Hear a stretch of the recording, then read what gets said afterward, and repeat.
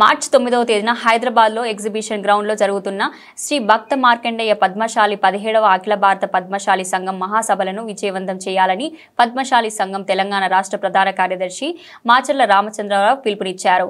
మహబూబాబాద్ జిల్లా కేంద్రంలోని భక్త మార్కండేయ స్వామి దేవాలయం జిల్లా సభ్యులతో కలిసి గోడ పత్రికలను ఆవిష్కరించారు.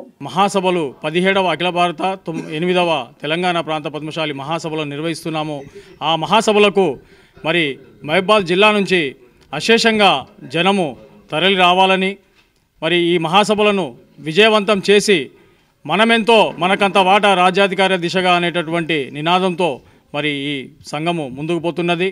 మరి రాజ్యాధికార వాటా మాకు జనాలకు సమానంగా మేము ఆ రాజ్యాధికార వాటాను చేజిక్కించుకోవడానికి ఈ సమావేశాన్ని ఏర్పాటు చేస్తున్నాము. దాంట్లో భాగంగా ఈరోజు మహబూబాబాద్ జిల్లాలో మరి మహాసభ పత్రికని ఆవిష్కరణ చేయడం జరిగింది. మహబూబాబాద్ కుల బాంధవులందరినీ కూడా ఈ మహాసభకు వచ్చి దిగ్విజయంగా మహాసభను విజయవంతం చేయవలసిందిగా కోరుతున్నాం.